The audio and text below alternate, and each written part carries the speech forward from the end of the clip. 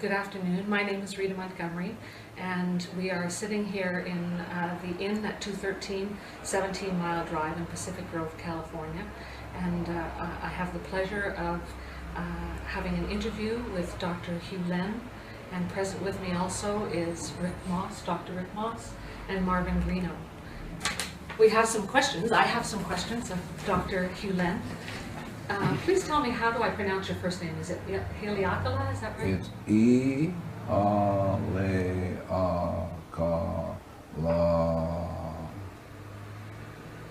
E-A-L-E-A-K-A-L-A. Thank you. Yeah. I'm wanting to speak with you especially about some of the ideas that you bring up in the book Zero Limits, written about you by Joe Vitale.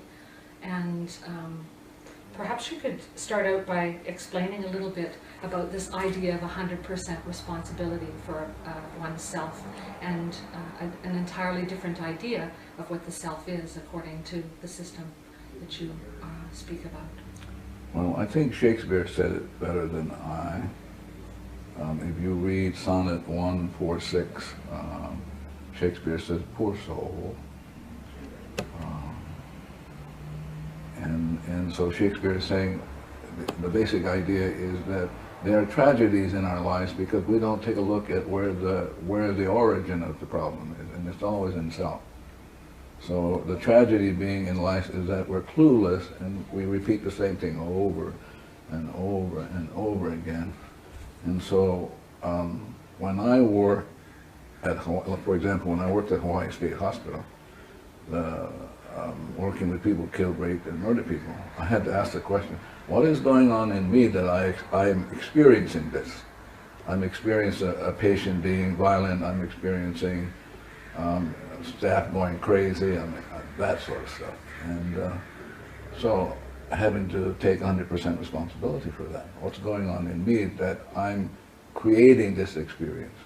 And so I just do this cleaning, and the cleaning, the Ho'oponopono is about going into the self, and specifically into the subconscious, and where the data is. And since everything is run by information, so the information in my subconscious is dictating to me what I'm seeing, what I'm experiencing. It's like in Shakespeare's Tempest, where Miranda says, "Oh, woe is me to see what I see." So Miranda has this insight that she's only seeing with data.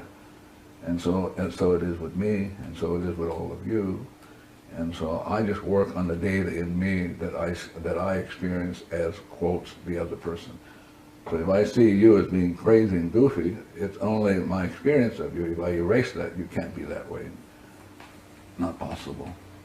And so that's what I mean to be 100% responsible. Being 100% responsible is taking responsibility for what is going on you, that you experience of whatever. Could I ask you to clarify just a little point? You said, what is it in me that is experiencing this? Yeah. Could you clarify what you mean by experiencing? Do you mean perception? No, I don't even mean that. I'm not, perception is really a end product or consequence of data playing in the subconscious. So again, coming back to Miranda is saying, I only can see what I see because the data is seeing what I see.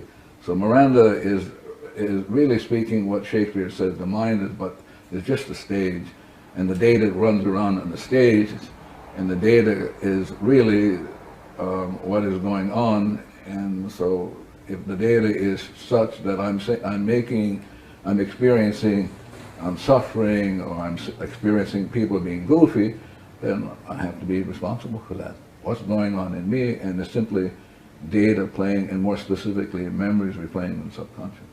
And those can be erased. Mm-hmm. I think that is probably the most profound thing about this Ho'oponopono, is that you could erase data.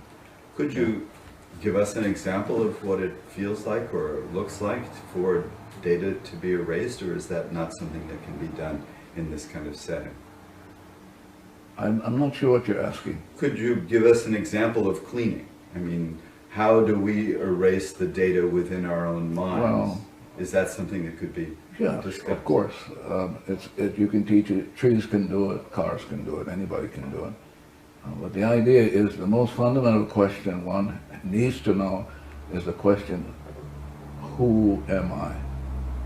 And most people have no idea about who they are and therefore are not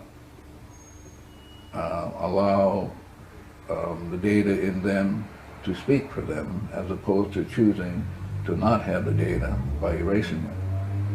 And so it's coming back to great sages like Jesus. Jesus said, love your enemies, and your only enemy is the memory plane that you experience as the judgments, anger, resentment, hate, annoyance. And so the Ho'oponopono is about falling in love with the data and saying to the anger, I love it, saying to the memory that replays the anger, I love you, thank you for showing up, and giving you one more chance to free you. And so the Ho'oponopono is just simply saying, I love you, thank you. When the data is erased, what is the self that remains? Is it a unique self that is God created? Is it individuated, or is it just pure self?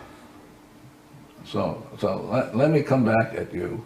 So I would ask you, who's talking? Who's asking the question? Well, that would be the data, and Yeah. because the other part of me would know the answer to that. Yeah, but I'm saying since the data is talking, you can erase the data. So I'm saying to people, no matter if you have questions, you'll never be able to get at what is going on because the data is running you. And the idea is to get to see, we historically have come from this notion that you can decode things. So the Greeks come along and Greeks said, well, let's examine, let's analyze. But the Ho'oponopono is not about examining or analyzing. Ho'oponopono is about letting go of the data. So when the data is erased, you are what Buddha called in the space of void, or what Shakespeare calls you're in the state of blank. And it is when you are in that state of emptiness, void, and blank, then this inspiration comes through. What quantum physics called the phantom force of nothing. So it's a state of nothingness? I'm sorry? I'm sorry, it's a state of nothingness that you're But describing? you have to really be careful because one has to be as precise as possible. No thought? No words? No, not no thought, no data plane. So what does that mean to have no data free? That means you're free. You're absolutely free when no data plays. And it's only at freedom, or I'll use another word, clarity. Clarity is defined as no data playing. No data meaning no memory replaying in the subconscious that one experiences. So let's say you get the mind back to zero, is what Jesus called the stone or the foundation. And only on that foundation then can you build something. And then out of that foundation comes the inspiration. And so you are moved by perfect information as opposed to being using dead information. Because most of the time we're dead. We without realizing, we're stuck in old data and we're dead. And the Ho'oponopono is about releasing the death and the debt. So we basically have a mortgage on our souls, and we don't even know that. And because we're not conscious of it or not even aware of it, we're stuck in it, and we're just going to suffer. And it doesn't have to be so. But you can erase the data back to zero, and at zero, out of nothing comes this phantom force of inspiration. New data, brand new. There's so much of our operating in the world that depends upon language and thought. So when only if you say so. Okay. So in other words, now we're stuck in that data. Because you have said something that's just a story, and the data is telling you what to say, and you're stuck. And that means if you're stuck, I'm stuck. Okay. So let me try to phrase it another way. You cannot phrase it another way. There's no other way you can phrase that. If you're in zero, let me try it another time. Can you be in zero state and have language? But you're going to be in zero state and have perfect, you're going to say whatever is perfect and right. And everything, in other words, let's say you're at zero, that means the whole world, the whole cosmos becomes zero. That means everything gets enlightened. So he gets enlightened, the chair gets enlightened. But they don't get enlightened from me. They get enlightened directly from the source. And so then the language is perfect. And it's a language in which you're not even aware. It's what the artists call inspiration. Like all of a sudden, Van Gogh or these great artists just do it. Well, how did you do it? I don't know. I just did it. Yeah. That's the language of love and art. Truth, beauty beyond comprehension. Yeah. If one takes responsibility for everything and everyone, Everything that's going on in that person, yes. then the idea of free will, that each has a will to choose or a decision or to choose for themselves how they want to grow, change, heal. Yeah. That would not be a point that you would recognize, is that correct? Well, it depends on, again, we have to be really precise, so I'm going to come back and ask you. Please. So when you say free will, what does that mean? To me, it means the right to choose against what is natural, the right to hold on to one's programming, the right to separate oneself and one mind from source. See, what happens is that at any given moment, 11 million bits of information is playing, for which you are unconscious of. Yes. So it's driving you. So you don't have free will, but you have choice. The choice is, like Shakespeare is saying, to be or not to be free of the data. Mm-hmm. You have that choice, but the data is going to run you. The only question is, what data is going to run you? Is it going to be inspiration, or is it going to be memory, which is dead stuff? Mm-hmm. So that's the choice, but one doesn't have free will. Can I approach the Yeah. question differently, because it's not. Yeah. Let's talk about the people at Hawaii State Hospital. Yeah. By changing yourself, you changed them because they are part of yourself. Is the language correct? Well, I think what happens is like with you. Before I came here, I got the address, so I did the cleaning on the address. I did the cleaning on this camera, and on your camera, because I don't know what he took before, and that will interfere with what's going on now. And so I'm taking 100% responsibility, because peace begins with me. So if I show up and I'm not peaceful, you can't be peaceful yourself. And so I'm only here because only for one purpose, and that is to make amends for whatever. For whatever. Yeah, and I don't know what that whatever is consciously, but there are parts of me that know what that is, and so my job is just to begin being 100% responsible by doing the cleaning. Mm-hmm. Yeah, but I don't know what's getting cleaned up. I'm clueless. I get the impression that you make many of your decisions, your actions, based upon petitioning divinity to make a choice as to act in one way or to act in another way. Is that right? Again, we're going to have to be really precise now. Okay. I do the cleaning. That's my job, to get back to zero. I want to be free. Okay. That's my only purpose for being on this planet is I got garbage, and which is mortgage on my soul, and I want to let go of the garbage so I can be free. And so at freedom, the information comes from the source. Yes. But I won't even know it. I can't say, oh, I got the information.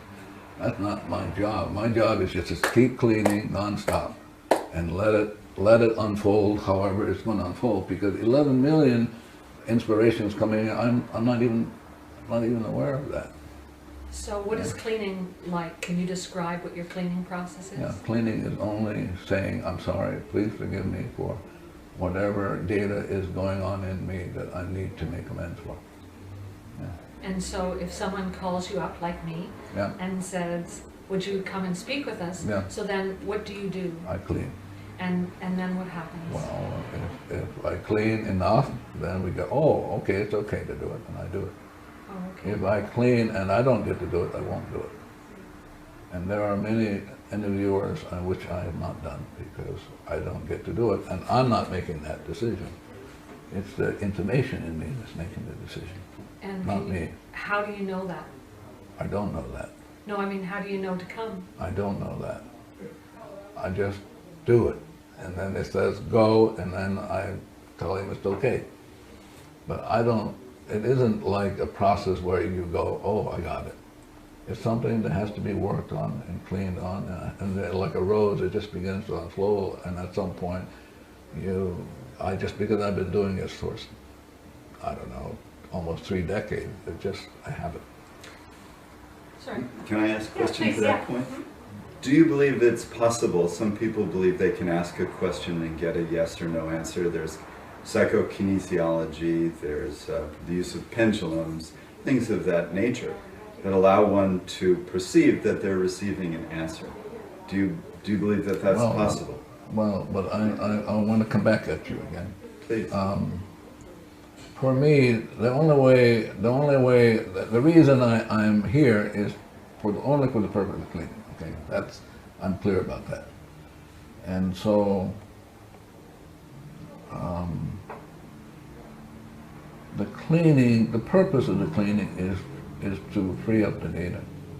So I don't know exactly what you're talking about. If I were to use a pendulum, I would make sure that I would be data free, and then I would ask. Yeah. But the pendulum, if you're not at zero, you'll get funny answers. Yeah. Based upon your own scripts and your ideas. I like that, but I would be more precise, based on memories, data in a computer bank. Yeah. Yeah. And so how would you suggest that people begin the enterprise of cleaning? I don't even do that. I just do the cleaning myself, and if people want to learn it, they show up. Yeah, like you. Here I am. Yeah. So, Well, for example, in years ago, I had somebody say to me, "Convince me that I should take this class," and I said to him, "We don't do any marketing. I don't do any of that sort of stuff. I mean, it's a decision, a choice that you have to make on your own. I'm not here to make any money. God, if I was here to make money, I'm in the wrong business." Yeah. I've been doing marketing for you up and down the coast. I see. Just because I knew it was such a wonderful opportunity for people to meet you. Yeah. I'm still trying to wrap my mind around what the cleaning process is like on an experiential level.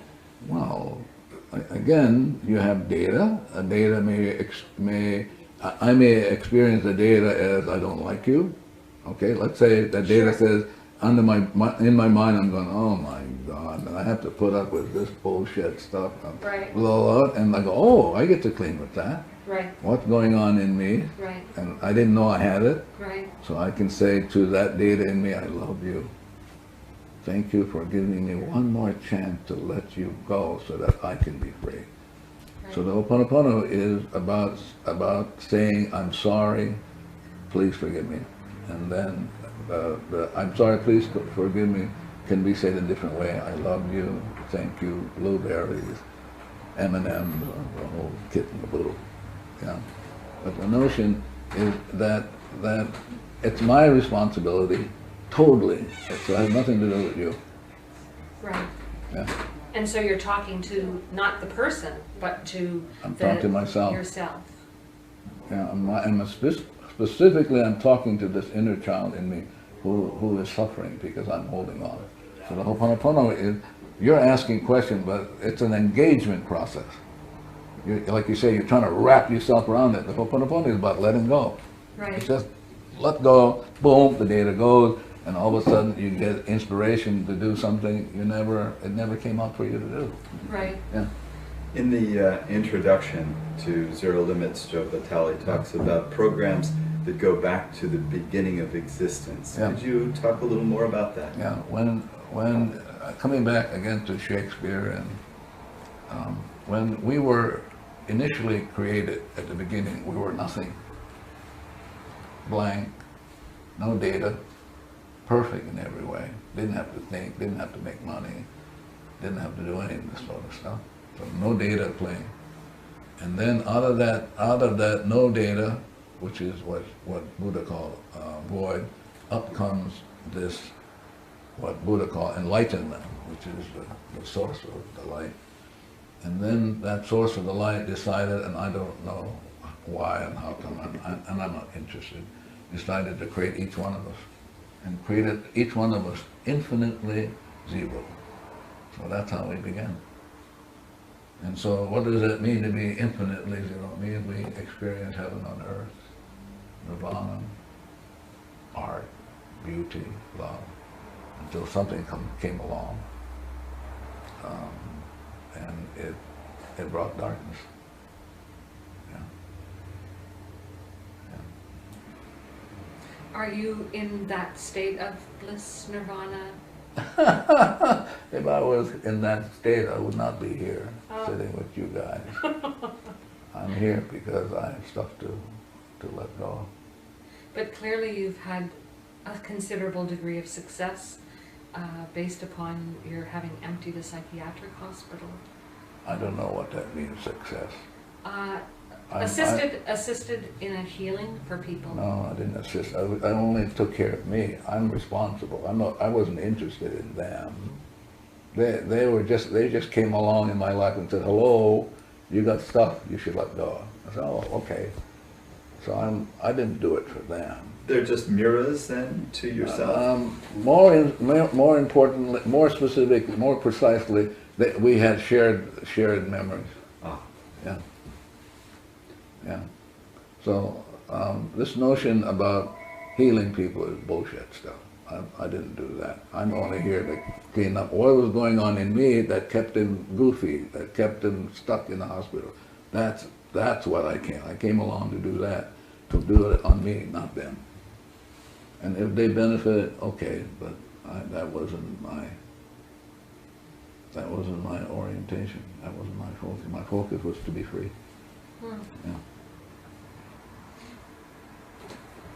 So anyone who comes in front of you in any way, Or before.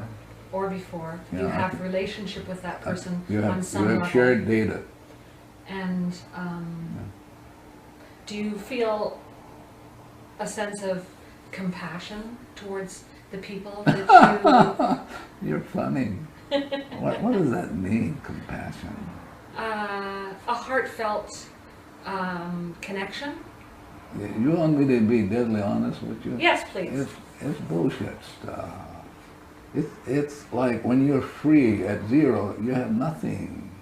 You're free. You're not even in love. You're not having any of this stuff you hear, the garbage that you hear. You're nothing. That's what Jesus said. Jesus said, listen, seek ye first the kingdom, which is nothingness, and you shall see God. That's what I'm interested. I'm interested in seeing the God in you guys.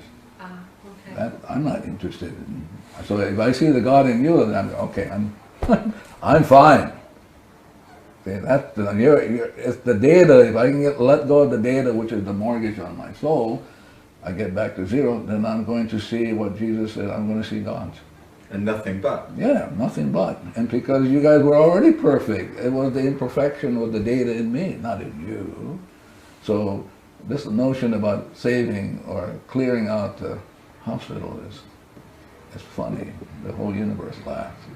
That universe is not interested in saving anybody. The universe is interested in one being 100% responsible.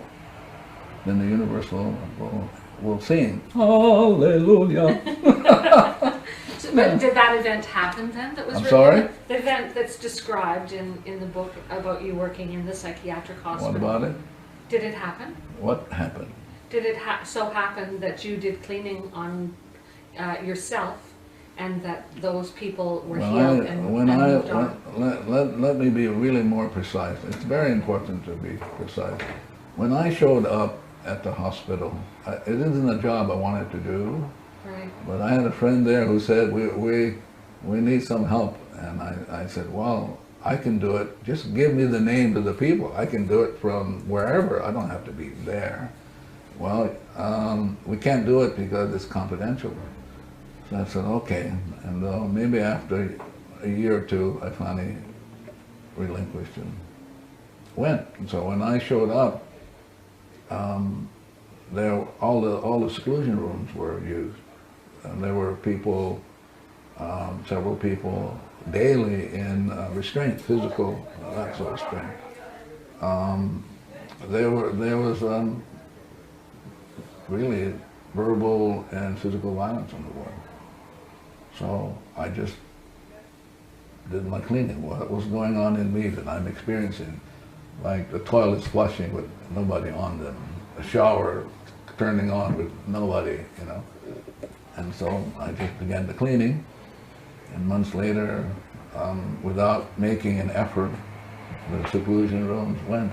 Nobody ended up in the seclusion rooms. The violence stopped. Whereas they would take several years to turn around time for people to go home, they were going home. Maybe after one, I was there about 4 years. Maybe the turnaround time was 3 or 4 months. And so it's essentially, that's what I did, just work on myself. Yeah. So, whereas they didn't have any kind of work program, we started doing things like making cookies. Started out, that was a wonderful project. Can you imagine? Supposedly all these crazy people making cookies, you know? But making cookies, polishing shoes, washing cars, things that nobody ever thought of doing. And I didn't plan it, it just did it. I didn't go, well, let's see whether we can do something, make a new job. It didn't happen that way. So what? Yeah. I'm sorry. And then no one could leave this unit without a physician's signature. But maybe, I don't know, a year or two down the road, we were able to have a jogging program, tennis program. Yeah. But I didn't do anything. I just was clean on myself and just kind of watch and then be awed by what God can do. Huh? Wow, I should do more cleaning, huh? Instead of being annoyed and irritable. Yeah. Certain people would end up certain staff would come on the ward and the ward would go crazy. I would notice that, so I would clean with that, as opposed to, I notice when Mrs. What's-Her-Name comes, everybody goes crazy. Oh, what's going on in me when Mrs. What's-Her-Name shows up? And I worked on that. Mm. Yeah. And does this go to past lives, or do you not deal with past lives? I don't deal with that sort of stuff. I just deal with memories. What's going on in me that I'm experiencing this? Yeah. Now, there may be those things, that'll come up, but I'm more interested in just targeting what's going on in me data-wise that I'm experiencing you. So if I'm experiencing you, however, 11 million of which I'm not even aware of that I'm experiencing you, and I'm willing to do the cleaning because I'm clueless. Absolutely clueless. Yeah. Have you, Dr. Hugh Len, had the experience of setting your intention to do cleaning on a situation? Say someone who is, within yourself, someone came in front of you who was terminally ill, and you did some cleaning within yourself, but the person still died. Have you had the experience? I don't know what you're talking about. This notion about intention, again, is a concept that's just database. Nobody has intentions. This notion, I mean, the people who make a lot of money don't intend to make a lot of money. They just do because there's some data in them that creates it. But to claim that, see how good I am, but you look at the financial situation. The people who are supposedly good wrote all these books. Well, we're finding out they were otherwise. So I don't, the notion of intention is foreign to me. I don't know what that means. Okay, maybe I'll use a different word then. Have you been in a circumstance? All the time. Where someone makes all the time. And so... All the time. I just came back from Japan, I had this woman come up to me, and little lady, and beautiful lady. She said I had been diagnosed as having terminal cancer. I'm going to be dead in 3 months. And so I just did a cleaning. She came up, she looked at me, she hugged me. As I hugged her, I did the cleaning. But listen, I'm not God. Sure. But I mean, I'm not God. I'm not here to save anybody. That's the divinity's job, not mine. Mm-hmm. My job is to say, I'm sorry, please forgive me. Mm-hmm. I'm not here to act as God to say, well, if I clean, I can save you. And don't do that. Can you tell us more specifically what you did within yourself when that woman with cancer showed up? Yeah. What did you clean within Yeah, yourself? so I said, as I was hugging her, I said to the divinity, thank you for giving me this opportunity for this lady to come up so that I can look at myself. What's going on in me that I would like to make amends for? And so I said to the divinity, I'm sorry for whatever's going on in me, and there are specific cleaning tools I use that are unique to me. But basically, I'm asking divinity, I'm sorry, please forgive me for whatever's going on in me, that this woman should show up in my life, experiencing her saying to me, I've been diagnosed. Now, one of the things I had to work on, because I just had to work on this whole judgment about somebody saying that somebody's going to die in 3 months. Mm-hmm. I had to work on that one. Yes. And again, people can't help. If a doctor says you only got 3 months to live, he can't help it. That's the data in him.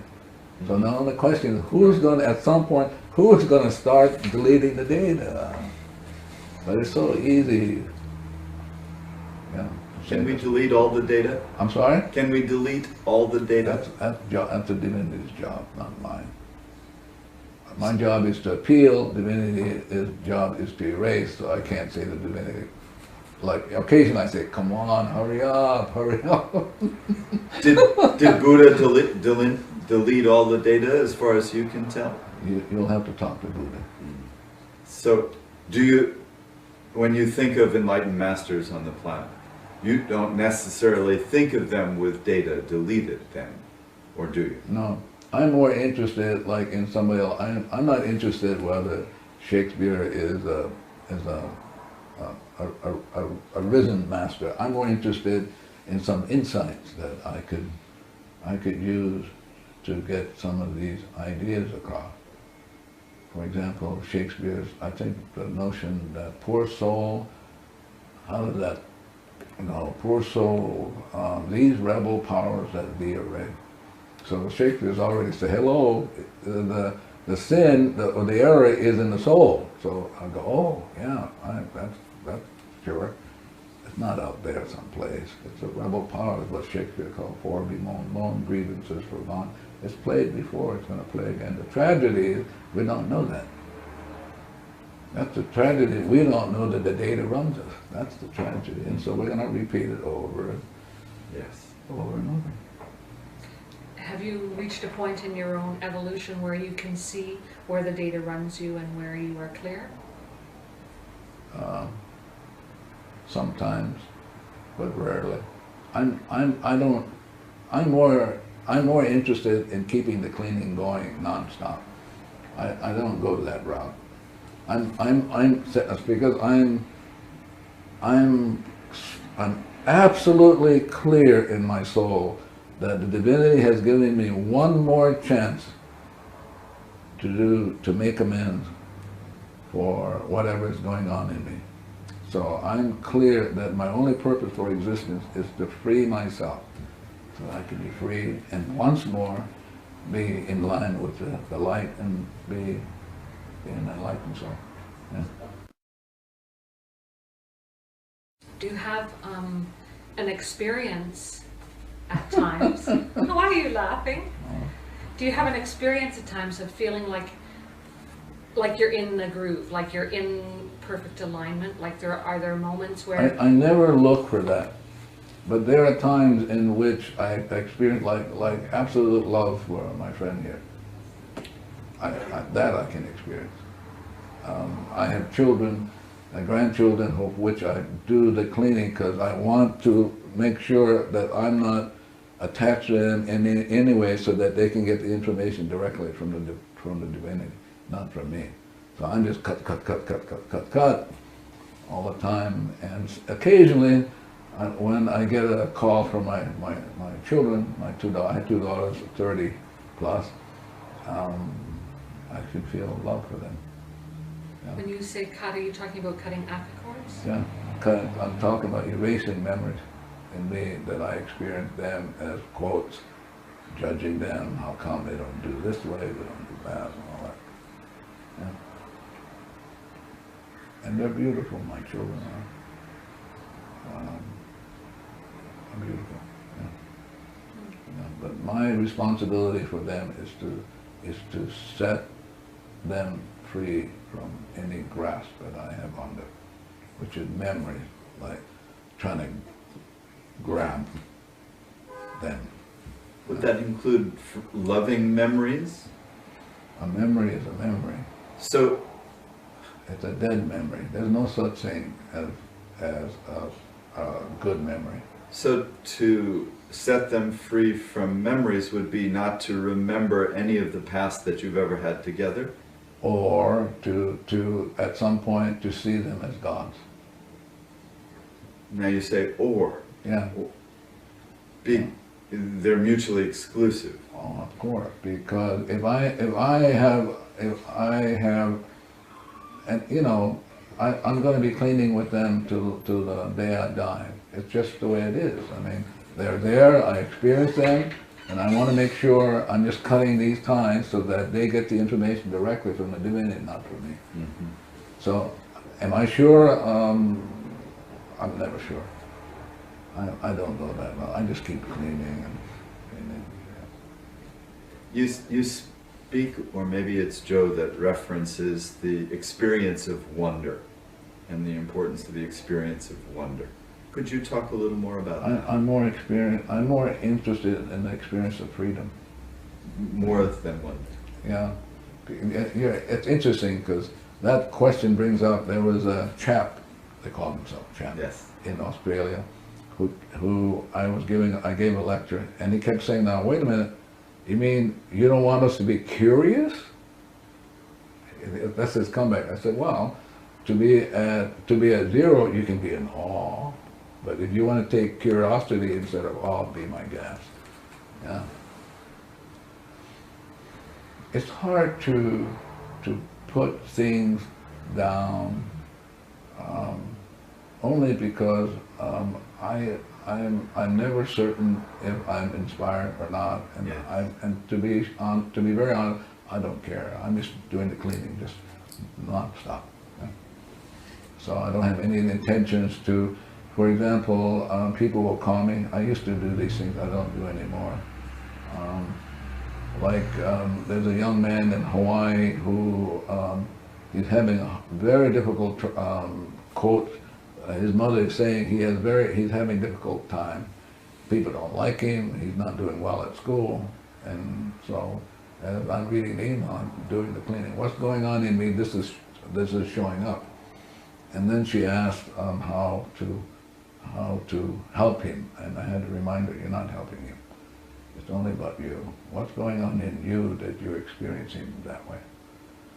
Do you take individual clients? I used to, maybe 20 years ago, but I don't do that anymore. Yeah. Better that they should learn how to do it on their own, huh? Put us out of business so we can be vacationing here in Monterey instead of trading around the world. Yeah. I'm curious, what in you is creating your commitment to such a rigorous teaching schedule? Somebody asked me that, but they asked me in a different way. This is the way they asked me. They asked me, how did you come around to doing this? And I said, I don't know. Life is a mystery, and I just happen to be here in this moment, and there are all the forces, and I have no idea how these forces brought me here. But I'm clear though. I'm here to clean with you chair the board. This guy, the camera, that thing is going to get on the internet, gonna get on shows, and the shows are all generated by oil. You know that, right?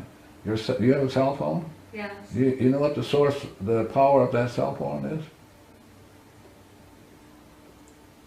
Oil. Without the oil, that you guys wouldn't have any. Couldn't generate a cell phone message. It all goes back. So I'm cleaning with that. The rape of Mother Earth. I know. We're raping Mother Earth, but we can't help it. So I have to remind myself, nobody can help it. Everybody's stuck in programs, and so somebody's got to get to the cleaning, and I'm willing to do it. Marvin's willing to do it. More and more people around the world are willing to do it.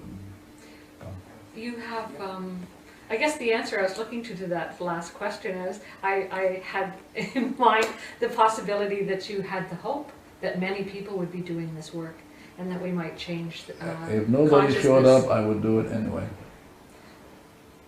But would it not be your hope? Or maybe you don't hope? That That there would be don't you a think movement? Don't you think it's a form of manipulation? I've thought that. Well, I can erase that then. If you're not, I can work on that. I want to get to zero, so that the people who are divinely correct to come will come. Right. That's mine. I'm not here to promote anything. I'm not. At least I'm not intending to do it. I'm not conscious I'm doing it. I may be, but I think it's a disservice to people to promote something and then have them come when for them divinely it's not correct to be wherever they end up being, you know. In other words, promotion speaks to their memories. Yeah. And stimulates their memories. Yeah. But can promotion also speak to them and stir them to want to erase their memories? If I clean, let's say I clean, and there are 8 billion people out there. If I clean and I get myself back to zero, even for an instant, everybody will get back to zero. Then it's the divine in them that will choose to do it or not to do it. Not some promotion on my part, or some manipulation on my part. Yeah. And the book that Joe wrote about you or with you, Yeah. is that a manipulation? Is that, how do you see the book? Well, it depends on what page you're on.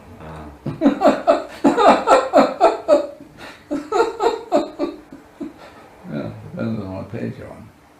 Depends Overall, on how do you feel about the book? Well, but I cleaned before, and so like with you, he had asked me months and months and months if I would do a book with him, and I did the cleaning. I heard no, just like with you guys, and at some point I heard yes, and so I did it. Now, I'm responsible for every point and every letter in the book, so there are people who will ask me certain things, and having not read all of the book myself, yeah, so, but my own sense, he's a nice guy, and so he shows up for me to clean, and I clean, and I heard do it. And so sometimes somebody will ask me, like you asked me, well, what does Joe Vitale think about it? I said, you'll have to talk to Buddha or do that. I can't speak for them. If we have a subconscious, Yeah. then that's where memories are stored, and Yeah. some people say it's the physical body that is the subconscious. Yeah. What about a chair? What about what we would maybe call an inanimate object that does not have a subconscious? Yeah. Where does it store its memories? It does have this thing is alive. This thing is telling me who sat here, all the people who sat here. This thing is telling me where the material came from. It's talking to me, and as it's talking, I'm just doing the cleaning. So this chair, like you, has the 3 cells. It has the superconscious, conscious, and subconscious. So it isn't. There's no such thing as an inanimate object. If, for example, you can talk to the camera, You can say to the camera, how many cameras do you have, Alex?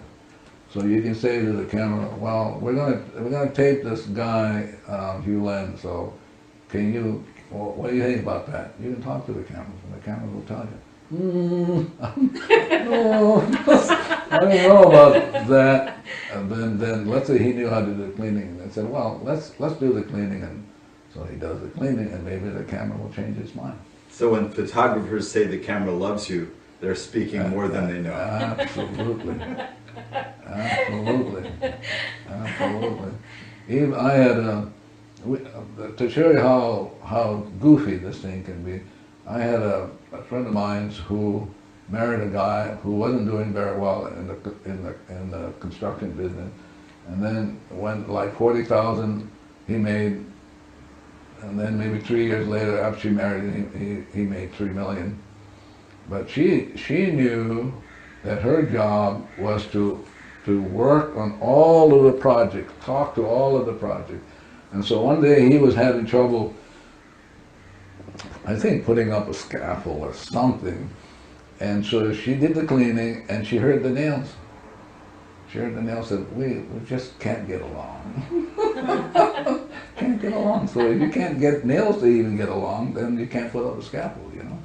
The scaffold won't work. So the idea is you have to be able to talk to everything. Get them ready. Like little children, you have to say, okay, here, we're starting a new project, here's the address, here, and then you begin the cleaning right away. And then the right subcontractors will show up, I mean, and the right banking will show up, the right whatever. But everything is alive. Yeah, okay. So everything has the three selves, yeah. I've seen the kind of process happen that you're describing, where everything just drops into alignment with a plan. But how is it, would you encourage everyone to learn to have the facility that you have of talking to furniture and talking to a plan and talking to all the forces that go into making something work? Whoever shows up over the weekend and at this lecture, I'm going to talk about that. Yeah, but I'm not going to yell at the rest of the world and say, come on, I have something I'm going to tell you about this. You could really use. That's an imposition. Yeah, it's an imposition. It's not a gift. It's an imposition. Yeah. Yeah. My job is to do my cleaning, and then if I do my cleaning, get back to zero, everybody will get back to zero. That's the only purpose I'm here. And then people show up because they would like to. However they've heard it and they would like to know more, I'm willing to do that. Because if I can get more people to clean, then I'm going to have more enlightenment, huh? Great. As opposed to my light bulb going, My children say, Dad, your light's out. Say, thank you. Are there certain activities that you engage in life that help you to get to zero more than others? Yeah, like eating cleaning foods, drinking liquids that are cleaning, having plants in your environment that clean, of course. Yeah.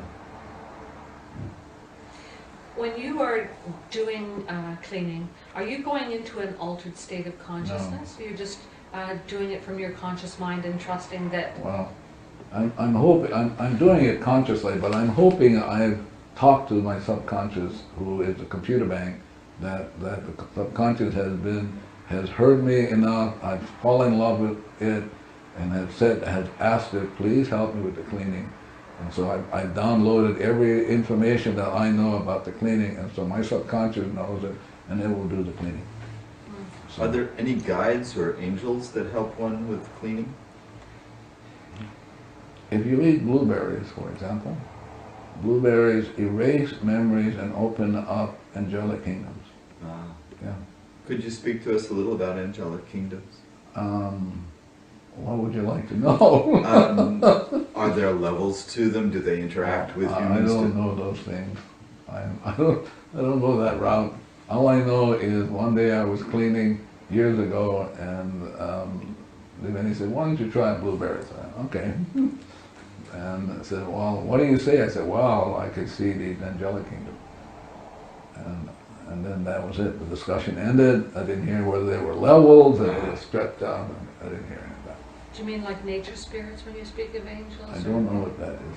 Like people say that there are little people that are guardians of plants and the earth. No, I'm talking about angelic kingdom. Other universes, other dimensions that open up, stretch open. So you eat one blueberry, just stretches, and your mind goes, wow. Yeah, and you may not be conscious of it. That's the 11 million for which you're not conscious. Right. And it's different with blackberries than blueberries. Well, I don't know about blackberries. I know blueberries. I know strawberries. Those things. Strawberries, for example, deal with women's hatred for men.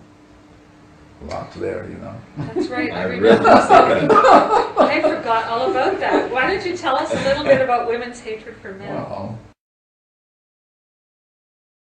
Well, I'm going to go back to a story, and the story is probably, they have similar stories across cultures. So anyway, this is a Los Angeles story. So divinity said, "Hello, heaven on earth now. You get this experience." You go, Adam goes, "Yeah." Eve goes, "Yeah, wow, incredible." And so divinity then says, "Now you see that tree over there?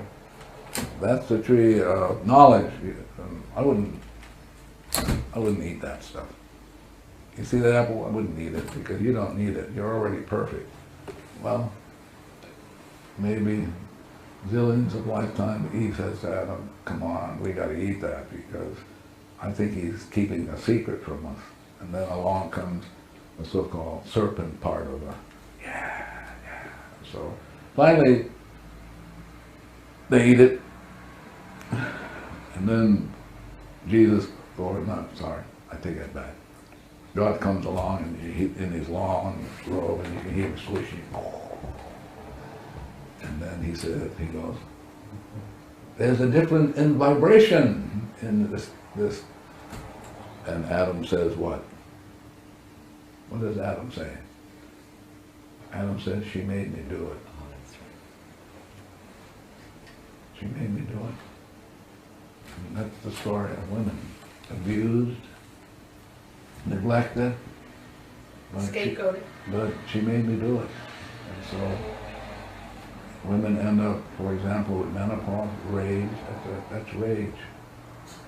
That's the kind of stuff that can be prevented. But that's rage. Menopause is rage? Yep. So I just throw that in, yeah, for good measure. Rage. Prevented by cleaning? Oh yeah, it could be worked on, but you know, it's better to work on it before than wait till towards the end. All of a sudden, it's like, You mean the cessation of menses is rage, or the symptomology that goes with it? it's rage. You're talking about hot flashes and stuff yeah, like that. it's rage. Symptoms. Yes. The Yeah, symptoms. rage. It isn't, quotes, natural. It's not a natural state. I can't imagine God would create somebody and create you and say, "I'm going to make you suffer." I can't imagine that. So where did it come from? Well, it came from, she made me do it. So we have a lot of Ho'oponopono. You got more than a lot. Yeah. So that's women's rage towards men. What about men's rage towards women? Wow, but see now you're moving in a way. The question I would ask if I were a woman, what's going on in me that I can clean this thing up? As opposed to looking outside and say, why did you do that to me? And you should get your act together. Yeah, actually, sorry, Rick. One of the questions that crosses my mind is, why is it that we have that degree of rage towards each other, fellow human beings? But you're speaking data. You're engaged. You're wrapping this up as opposed to you can let it go. I love you. Thank you. Whatever you can. I love you. But we have an addiction. The addiction is so so intense. We grab things. How come? Have you ever read Chekhov, the Russian short story? That's the theme in all of his stories. How come? Why? Why did they cut down that forest? Why are they doing that? Why is it that we can't get along? Why is it that we suffer when if we were friends, everybody would profit from this? Well, the why is it's old data playing, and we're stuck in it. And if you grab it like the Greeks do, we're gonna analyze it like I was trained when I got a PhD at the University of Iowa. You're gonna grab it and try to make sense of it. You can't. 11 million for which you are clueless. And so the idea is Jesus, Moses, all these great sages come along to hello, let's go. But, So have you set aside your analytical processes? no, you see, I'm still here. What are you talking about? Yeah, I'm still here. If I had let that all go, I wouldn't be here. You wouldn't be here either. If you were going to ask you a really rich question, what question would you ask yourself? Who am I? And how would you answer it? I am infinitely zero. I'm an exact copy of the source, the infinite. I'm an exact copy. That means I'm perfect in every way. My problem is not me. My problem is the data in me. Are you an individuated perfection? What does that mean? Do we have any individuated aspects? One more time? Did God create us individually? Yeah, of course. So God created you, and your rhythm is very different from hers. Your rhythm is different from the chair, of course. And so even at zero limits, I still have a rhythm that is unique Absolutely. to this. And you have a rhythm for which then you have a certain purpose for which only you can fulfill. And if you don't fulfill it, then we're all stuck. Yeah. But each of us, like Marvin and me, this chair, we have been given the gift of this lifetime to take ourselves back. What Shakespeare says, to thine own self be true. And who are we? We are like an exact likeness of the divine, which is we're zero infinite. That's what we're nothing. My mother used to say that to me when I used to go surfing and come home late. You're nothing, you're nothing. But now I realize I am nothing. She was right all along. And that was a good thing, right? Always listen to your mother. I mean, she was vociferous about that. You're nothing. And finally, I'm 70, and I'm finally going, wow, my mother had that insight, and it took me 70 years to get it. Is this, I know that this is a revised version of Ho'oponopono that you work with, and I'm wondering whether or not the method that existed, and I have a small familiarity with the previous version of Ho'oponopono. Tell me what the previous version is. My understanding of it is that a group of people would get together if there were misunderstandings among them, and there would be a person standing in as a facilitator, and it would depend upon that more like a guard. Oh, okay. The guard would ensure that a smooth process unfolded so that people would come to some kind of understanding. Yeah. In some workshops that I've taken that have been about Huna and There's no such thing as Huna. oh, there isn't. No. That's made up by some white person. Oh, really? Yeah. Yeah. Go ahead. I'm sorry. Well, I was wondering if in the previous version, the earlier version of Ho'oponopono, before Hawaii was infiltrated by foreigners, Visited by foreigners, Yeah. if you think that perhaps things were different then Well, if a society evolved that was perhaps more enlightened. listen, if you look at across the culture, across all the cultures that we have in this great village called mankind, you will find only two models, and one model is very rare, And that model is, the model is, you gotta go talk to a guru to get to talk to the divinity, right? Right. This one, you can talk directly. You don't need a guru, you don't need a coach, you don't need a master, you don't need any of those. You don't even need, if I'm angry with him, I don't need him because the anger is in me. Right. So why would I? So the thing I liked about this when I heard about it 20-something years ago was, wow, it's just my own stuff, and I can go directly to divinity who can erase it, you know? Yeah. So the Ho'oponopono that we teach, you're on your own, but you got a good coach called God. Yeah. You can talk directly, and only that force in you can erase. There's no guru, there's no master, there's no pope, there's nobody can erase. Only the divinity in you can do that. So I'm going to talk to why should I go to an in-between? A wholesaler.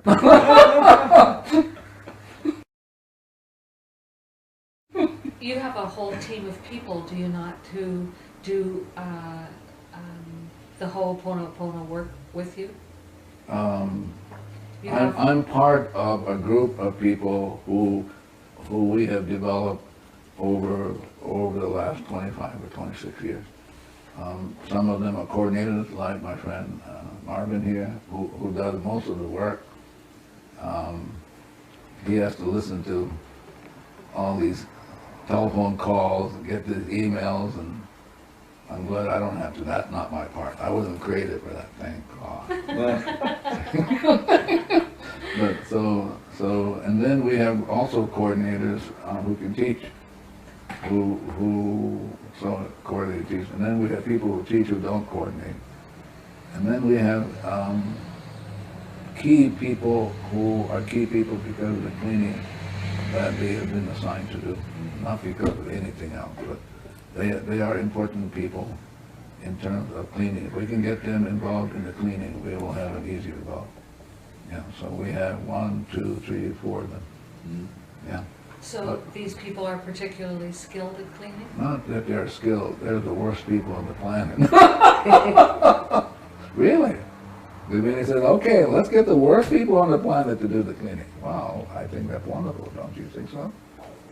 So, we have the biggest troublemakers in the cosmos helping with the cleaning.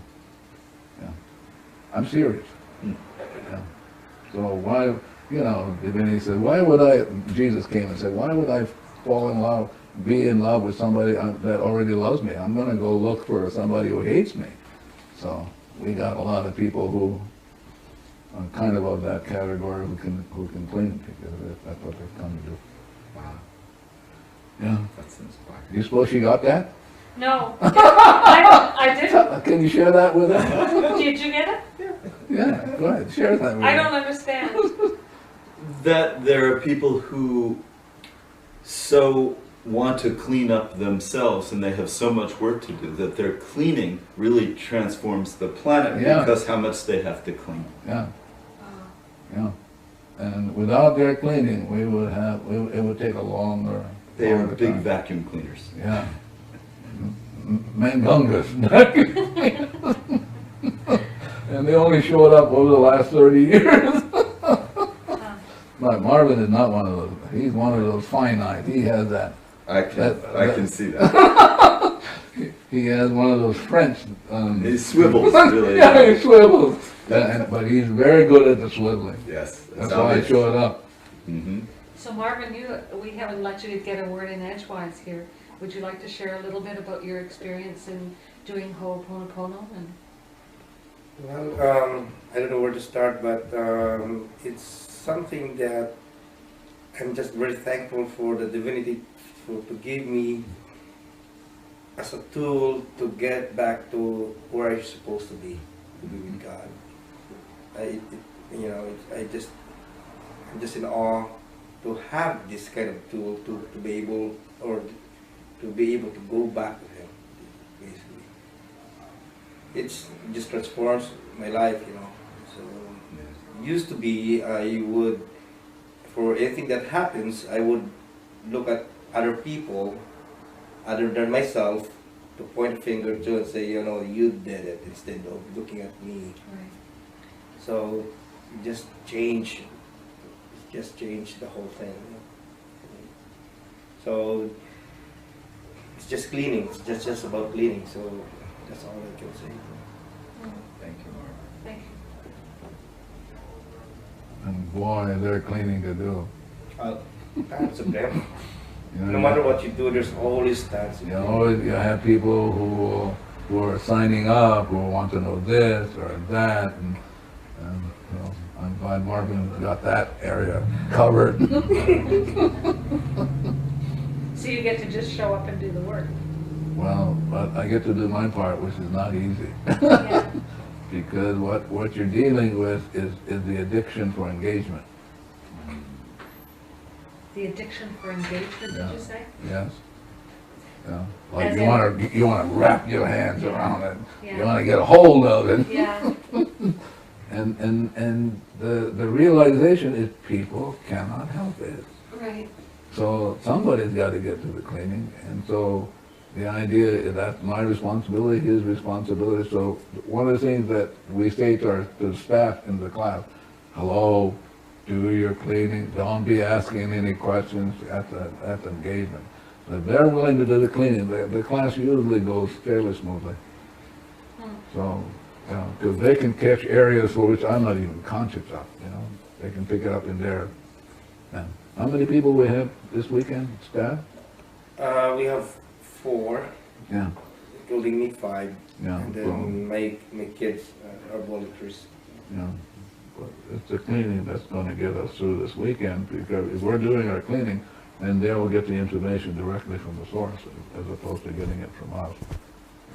Lao Tzu once said that to become knowledgeable is to acquire information constantly, but to become wise is to let go of Yeah. information constantly. That would Yeah. be similar to Yeah, PowerPoint. yeah. So, but more importantly, if you're at zero, you allow everybody else to be at zero, and they get their own information, as opposed to you're thinking you're going to deliver the information. If you're coming from, I got the information, I'm going to deliver it to you, you're going to be in trouble. It's going to be a long weekend. Because if I'm willing to clean along with the 5 other people, the room will get what it needs, the chairs will get what it needs. I mean, really, so profound. The floor, the building, the Sheraton will get it, the land will get it, San Jose will, this will go out and light up the whole world. Yes, it's beautiful. Yeah, tough to do. Yeah. Yeah. There was a point in Zero Limits where it is mentioned I like that better. Yes. that when you were doing cleaning, sometimes you would feel pain in your body. Yeah. And I've been working with I Love You, I'm Sorry, Please Yeah. Forgive Me, Thank You for, Yeah. with a fair bit of dedication, Yeah. not as much as you probably, but Yeah. for about 8 months now. Yeah. And I noticed times where I would it felt like I would describe it as an energy knot that would Yeah. congeal and harden and intensify in my body. Yeah. And as I kept on doing cleaning, Yeah. that it would sort of dissipate. Is this a common pattern that you? I think it's different for everybody. Yeah. That's the thing I love about the Ho'oponopono, is that there's no one program for everybody. Everybody is their own program. And so the program is to really erase the data, to get everybody back to zero. And once they get back to zero, they'll be awed by who they are. They'll fall in love with themselves. They'll be grateful. That's like the word aloha for the Hawaiians. Some Hawaiians, I should be careful.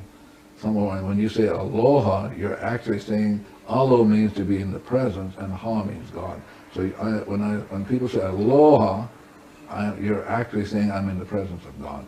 So the Ho'oponopono is to be in the presence of God, and you have to recognize that everything is really God-made. And if you mess around with them, it's going to come back and swat you. Yeah. Best to say, ah. Yeah. Do you, meditate, Dr. Gulen? I meditate with my eyes open. Yeah.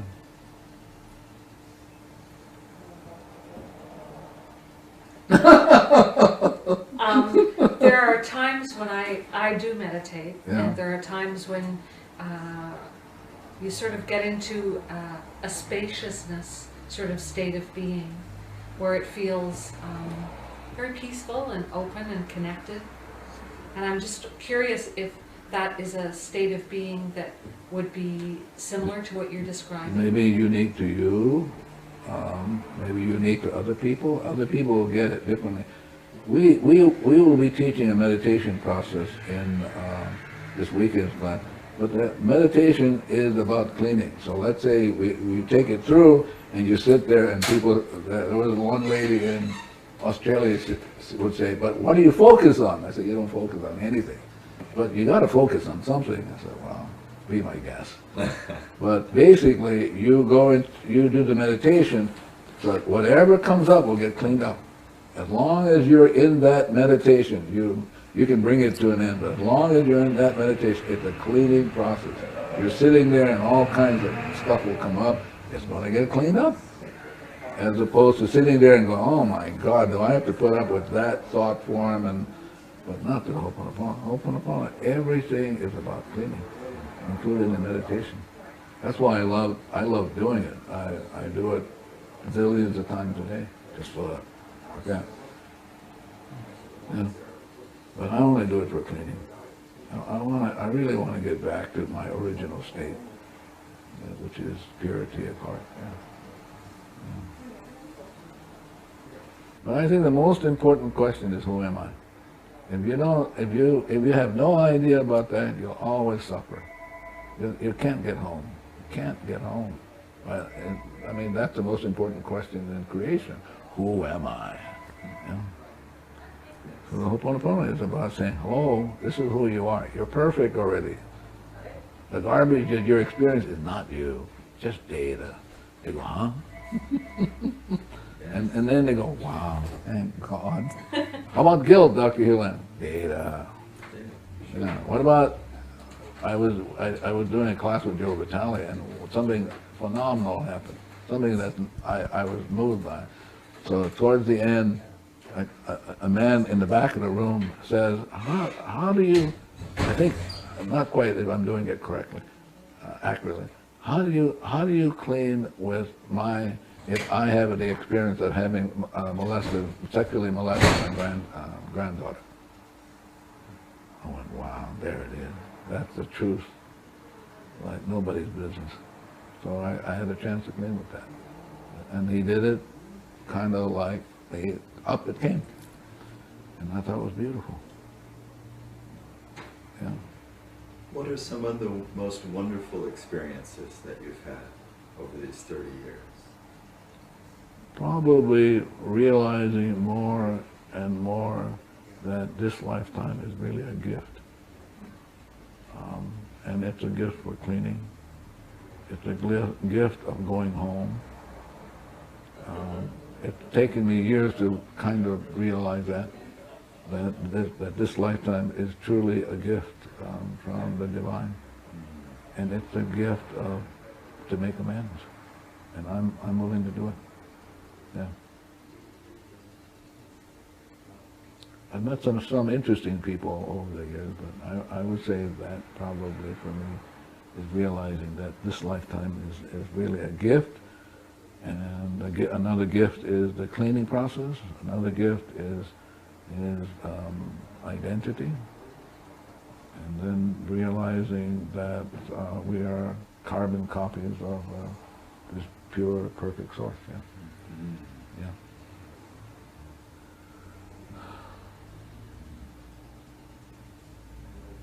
Yes. Do you have experience of moments or blocks of time where you feel yourself as source? As what? As divinity? That being in a state of consciousness, perhaps where you would be merged with your high self, your conscious mind and your high self would open up a window of perception? I have moments of feeling love for myself. I have moments of feeling love for my children. I mean, the kind of love where you have no attachments. That I have this experience of experiencing God's love for my children. I've had that experience. I've had the kind of experience of God's love for me. Is it possible that God is the only thing that loves? Oh, that absolutely so. So God is love. Everything else is a mimic. I've heard it said that love is looking with the eyes of God and seeing God. Yeah, but that's what Jesus said. Seek ye first the God. Blessed are the pure in heart. 0, for they shall see God, but the God in them is seeing God. And I've had those experiences. They've come and gone. Mostly I feel like caught up in data and so, which I need to clean. Yeah. When you travel the world, you're always apt to have a lot of garbage come up. Yeah. Like one of the garbage I deal with, and I clean with it before I show up, and I've been cleaning with it for almost 3 decades. Is this notion that you can come to an appreciation of God by grasping, right? Through the grasping process, the engagement process. It can't be done. It can't be done. It's a surrender. Yeah, not that. For me, it's a letting go. It's taking 100% responsibility to just let go. And it's not easy to let go, because the letting go, for example, some people will say, well, I'm clean, but I don't get any result. Well, as they're talking to me, I'm cleaning. What would we be cleaning with? Intention. So I'm cleaning with intention. The person is cleaning with a certain intention. Okay? I'm cleaning with, when people tell me that, I'm cleaning with, God is not a concierge. You don't say to God, I'm going to clean it, I want this color, this, but I want it to look like this, and there you go. You look, so I get to work on that because I didn't realize I had it. And so people will show up in my life if I don't get really stuck in, what the hell are they talking about? As opposed to, oh, what's going on in me that's coming up that I can work on. That's the tough one. Yeah. Does anyone help you clean? What does that mean? Do you have someone that either sets an Hold environment, space for you, holds or- space? I think there's someone, actually there are 2 or 3 people that I work with that we do cleaning when things come up. If there are things that, for example, if a request comes from, like, I got a request from Singapore. And Singapore, there's a banker there that wants us to come. And so I do the cleaning, and then I give that information to 2 or 3 people, and they can do it. And so we can get the information, because we're the baddest guys on the earth. So we clean up, and then to see whether it's correct to do. Yeah. Yeah. Thank you so much. Thank you so Not much. at all. Not at all. I enjoyed it. I'm grateful. Got a chance to clean. All good. I've heard the questions before. I'm sure you have. Yeah.